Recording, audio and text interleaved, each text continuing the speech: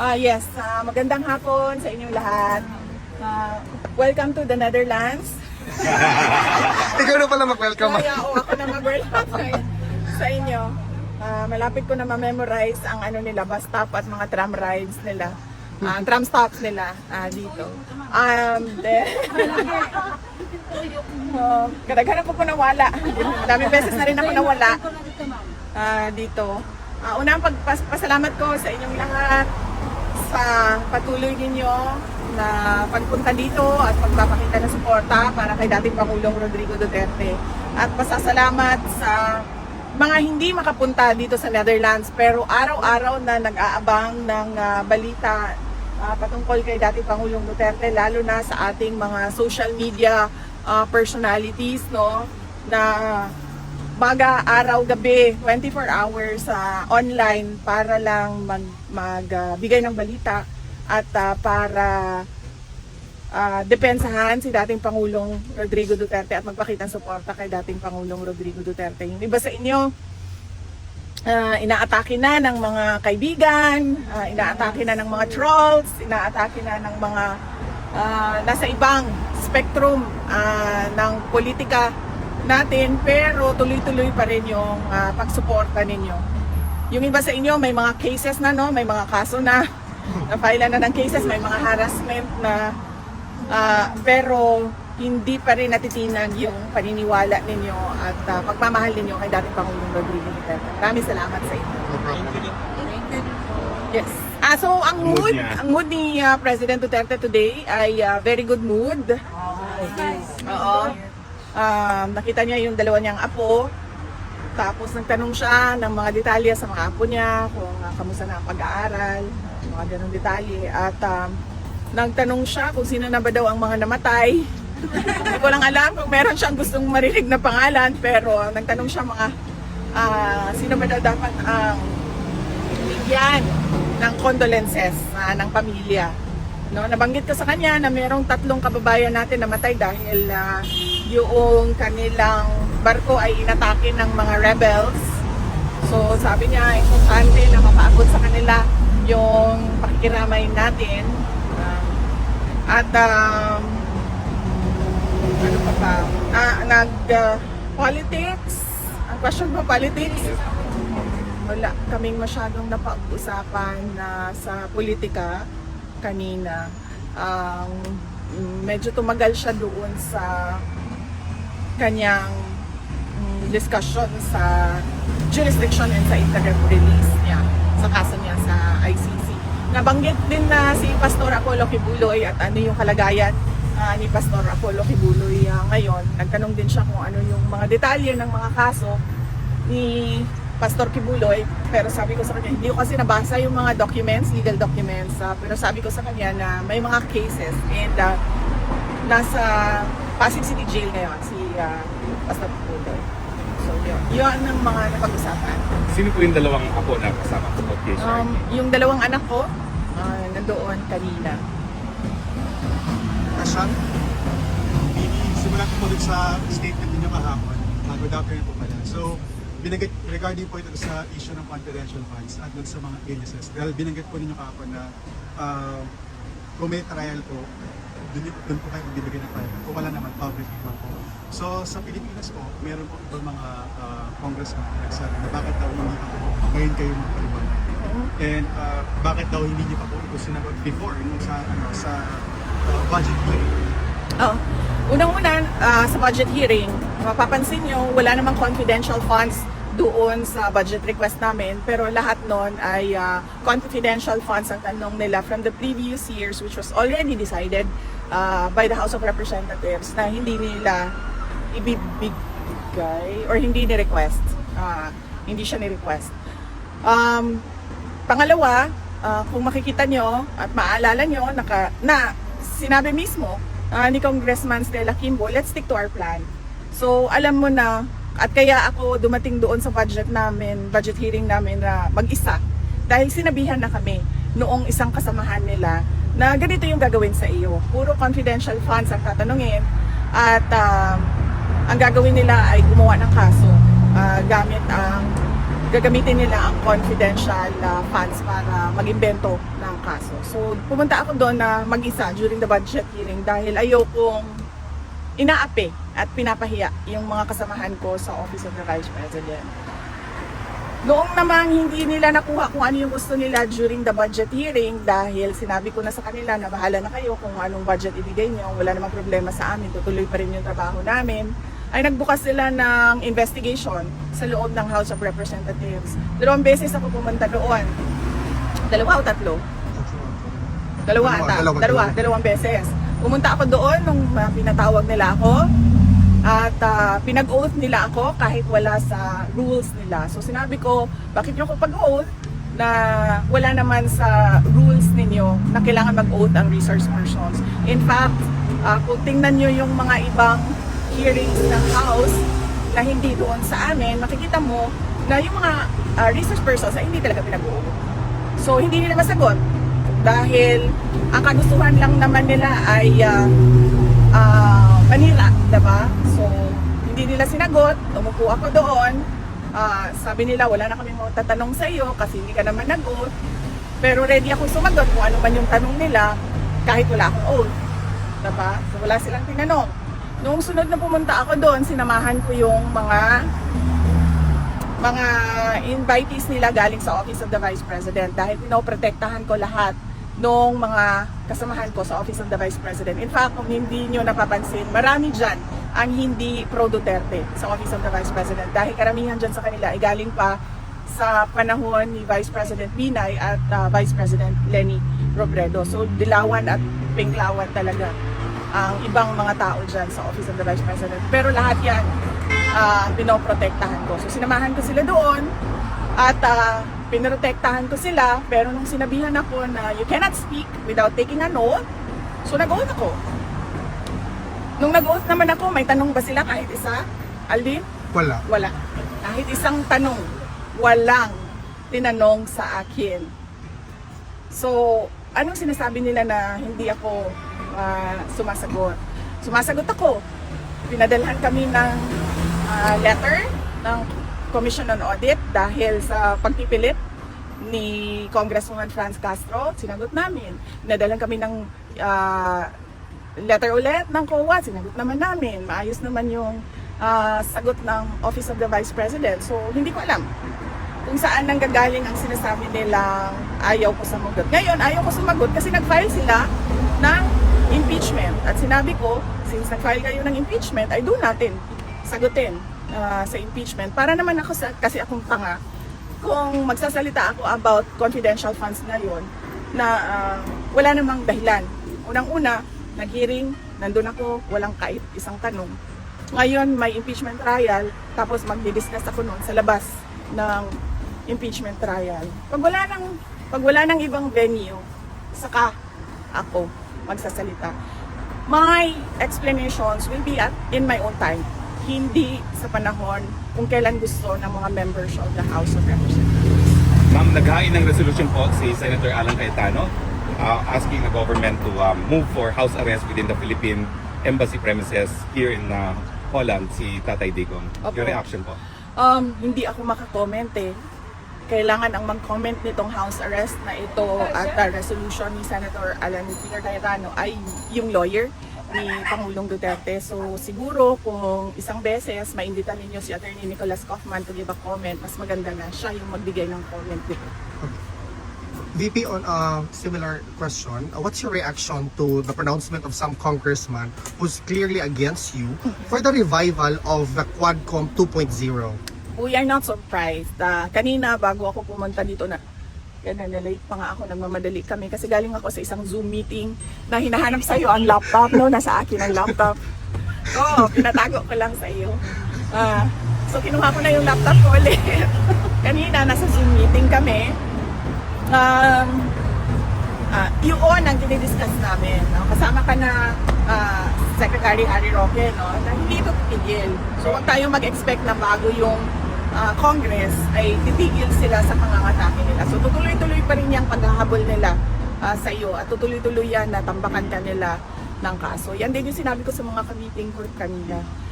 Because obviously, ang gusto nila ay burahin ang mga Duterte at mga tao na sumusuporta sa mga Duterte. In fact, kahit nga private individuals ngayon, hindi na immune dahil nakakatanggap na sila ng mga letters galing sa BIR o kung ano man yung pwedeng kahanapan ng pagkakamali sa kanila. Yun. Water mo na, VP. Hindi ito, it's not a surprise. Natutuloy yung RNC. Water mo na, VP. Okay, VP, next question naman. Kasi dun sa mga final ng, or dun sa mga nasubmit na documents ng prosecution regarding dun sa case for the former president. So, ang expectation ko, or at least ang idea is, by July 1, malalaman na po ng side ng mga, ng defense kung sino po yung mga witnesses na ipapakita ng prosecution. May idea na po ba kayo kung sino yung mga witnesses dito at ano po yung reaction niyo kung nalaman niyo na po yung mga pangalan nila at yung mga personality na po? Wala pa akong nakita ang listahan ng mga witnesses na ICC. Malalaman kung sino yung sinabi and explain sa amin na malalaman kung sino yon sa confirmation of charges. Doon nila sasabihin kung sino yung mga witnesses. Pero sa pagkakaintindi ko, nakakatanggap na ang defense team ng mga documents galing sa prosecution. So malamang meron ding mga laman ng information yon on who the witnesses are. Kung sino yung mga witnesses.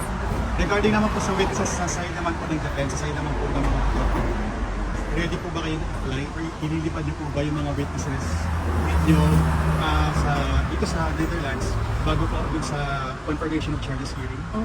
Hindi ko alam kung ano ang plano ng defense team ni dating Pangulong Rodrigo Duterte. Hindi ko din alam kung ano yung mga allowed na mga modes ng presentation ng witnesses, kung pwede ba online, kailangan ba in person. Hindi ko alam yung rules nila sa testimony ng witnesses. So, kung magkakapanahon kayo na makausap si Attorney Kaufman, mas maganda na siya yung makasagot kung ano yung plano nila sa pag-attend ng witnesses. I'm from European Media Network. What can you say about the situation, current situation of health of the former president, and what you may advise the Filipino people around the world on their reactions on this matter?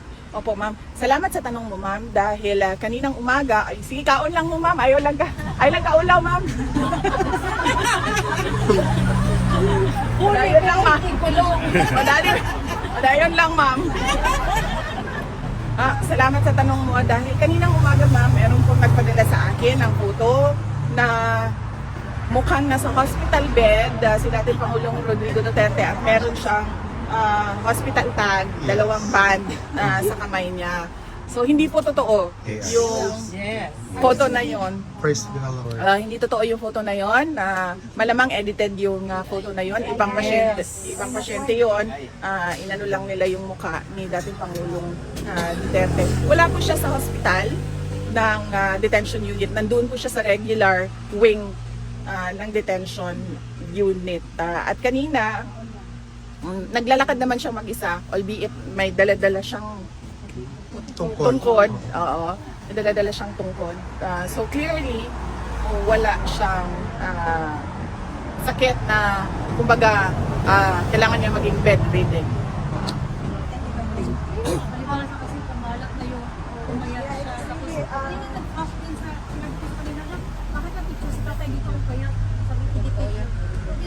Galing nilang mag-edit eh. Walang picture na binirelease ang ICC. Ma'am, is there possibility na mag-health bulletin ng ICC on the health of PRRD? Yan ang hindi ko alam. Pwede natin itanong kasama yung kung pwede ba maglabas ng photo. Yes. Pwede natin itanong sa lawyer kung pwede nilang i-request yun sa registry sa ICC. Pero nabanggit ko nga last time sa mga wala dito, sinabi ko na pumayat siya. Sobrang payat niya. Hindi na ganyan yung itsura niya na nakikita niyo sa standee sa likod. Hindi ko pa siya nakita na ganito kapayat except sa photo niya nung siya ay binata pa. Pero sinasabi ko sa inyo na pati ito nabanggit din ng nanay ko ha, hindi lang ako ang nakapansin.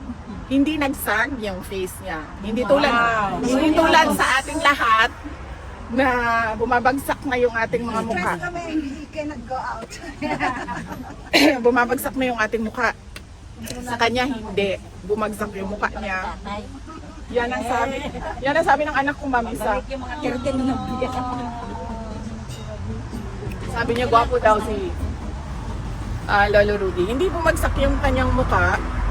Yung kanyang wrinkles, mas marami pa nga siguro akong yung crow's feet dito. Ilan lang. Yung dito lang talaga meron sa mukha. Pero yung dito wala. Tsaka yung dito niya, for an 80 years old, hindi siya malalim na parang na. It's a relief for the country. O nga, nagtataka nga ako, ma'am sabi ko nga sa mama ko, siguro merong pampaganda dyan sa loob na hindi namin alam. Baka nakasera din. Water quality. Water quality. Baka. Ma'am, yung Dutch doctors din, ma'am, they're really good. Oo. Mga Dutch doctors. Kasi Yes. binabalance nila yung sa diet nga at saka yung sa kasi si tatay is Yes. Kasi alam nila ma'am na That is merong why Philippine he's siya. isa din yun. glowing, Oo. pero payat. Yan din yung sabi ko na baka lang, kinontrol din yung kanyang weight dahil diabetic siya. Correct. Ma'am, No more regarding- questions? Regarding po, going back to sa topic of impeachment, sabi po ni House of Representatives, Secretary General Reginald Velasco na wala raw pong na-violate yung office na rules sa hindi pagka-transmit agad ng first 3 impeachment complaints dun sa office of the Speaker. Any comments po? Sumagot na lang siya sa Supreme Court. Hiningi naman ng Supreme Court lahat nung mga sa tingin nila, ano man tawag doon? Response nila. Answer. Sa mga sa tingin nila merong irregularity. Nagtanong na ang Supreme Court doon sa mga questions na sa tingin nila may irregularity. So wag siya sumagot sa atin. Hindi naman tayo nagtatanong. Doon sa Supreme Court siya sumagot. Ma'am, meron bang, again, I will ask this again, hindi ako I will not be tired asking this, meron bang mensahe ang aming pinakamamahal na former president sa mga Pilipino, ma'am? Sorry, Ayaw hindi nakalimutan masyadong ko yan. mataas. Nagsabi ako sa kanya kanina, sabi ko ano ba ang message mo dahil pagdaan ko kanina papasok na meron ng mga nag-aatay ng mga kababayan natin at sabi niya na wag na daw kayo mag-antay sa kanya dahil ayaw niya daw na naaabala kayo at lalong-lalo na ayaw niya daw na gumagastos kayo ng dahil sa kanya. Ang pera, ma'am, nakikita lang yan, pero ang pagmamahal namin hanggang sa dulo talaga. Alam ba yun yung July 19? Nakalimutan ko sabihin. Bukas na lang, ma'am. Tomorrow, Monday is Sa another day. Sa Tuesday, sasabihin ko na. Kalimutan ko na naman It's bagitin okay, yung ma'am. July 19. Imbitahin ko nga siya, no? Sabi ko, Oo, ma'am. Sige, ma'am. Please ibitahin. baka makapunta ka. Okay na? Yes, Ikaw, ma'am. Okay. Last question. Yes, ma'am. I already asked this to your mother. I know that the former president would like us to go home, but we are all happy that we are here. I hope that we are not giving him a burden that we are giving. It doesn't affect yourself. I don't think so, ma'am. Maybe he's just thinking of your comfort. We're so comfortable here, madam. We're so happy together here. How about Is you? that true, everybody? Yes. Yeah. How about you? Last question dito. Sir. So what do you have to say those detractors saying it's so expensive for the lawyer buy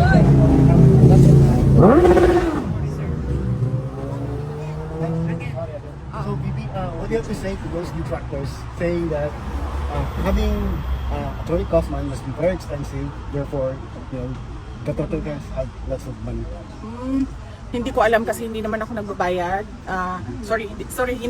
Hindi ko alam. I am not paying for Attorney Kaufman and I do not know the professional fees arrangements between Attorney Kaufman and former President Duterte because it is confidential and between the lawyer and client only. So I'm not paying for his legal I had an services. argument. I told somebody the Filipino people are willing to pay. At ayaw din yun. At ayaw Ayaw din po ni nila. dating Pangulong Duterte na na magbayad ng kauhan. Ayaw niya yun. Ma'am, your, So, Thank you.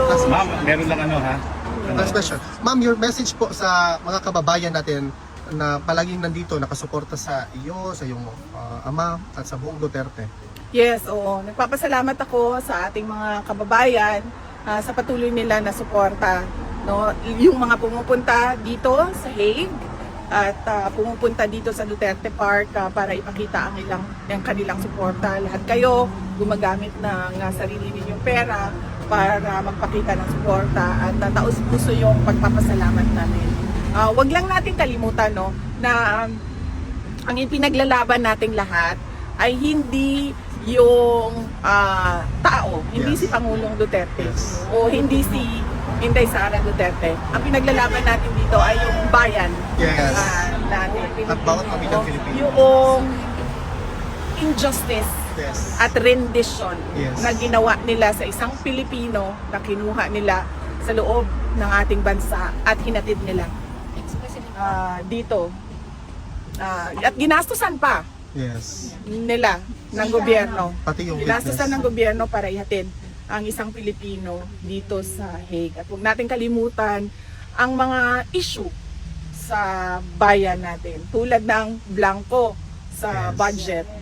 Napakaraming mga kababayan natin ang tahimik sa blanco na mga budget. At yung pagkuha ng pera ng PhilHealth at yung apparent na pagsisinungaling, iba yung sinasabi ngayong araw na ito, iba yung sasabihin bukas, at yung pagkapako ng mga pangako. Unang-una na yung 20 ang bugas. 20 ang bukas. Bibigyan Thank you for giving us hope. Well, yes, lagi sinasabi sa akin, but ang paalala ko lang din sa lahat, hindi ito trabaho ng isang tao lang. Correct. No, trabaho natin itong lahat. Trabaho natin ang ayusin ang ating bayan, Yes. at trabaho natin ang paniguraduhin na kung ano yung nakikita natin sa Netherlands Yes. ay makikita natin doon sa ating pinakamamahal na Pilipinas. Thank you, VP. Keep Do shining you like have a time for star. pictures? Ang sa schedule lang, Oh. ma'am, Yes, last ano po, schedule. sa schedules ko po. So, Opo. confirm na po na pupunta kayo dito ng Tuesday. Meron na po ba Yes, kayo- yes, may confirmation ako sa detention unit na schedule sa Tuesday, July 15. Tapos ang schedule, at sabi ko po, pwede din po kayo nandito sa Opo. Sige, and then, after nun ma'am, didiretso na kayo ng South Korea. Tama po ba? Uuwi po ba muna kayo ng Pilipinas? Tama po ba ma'am? Oo, kasi medyo mahal kasi pag dumiretso ako ng Korea. So, ang nangyari ay uuwi ako ng Pilipinas, tapos lilipat ako ng airplane papuntang Korea. Sa parang magiging connecting flight yung nasa Manila. Day over ma'am yung Manila ganun. Tapos ma'am, mga Sasama ka? VP, sama ako, VP. Sama kami. Okay na. Sasama ka? Meron ba kayong mga visa para sa Korea? Wala. Mag-look up na ni tomorrow, VP. Mag-apply na Okay. kayo. Good ka na? Okay, thank Oo. you. O yung mga seaman na merong paalis na barko, nasa na yung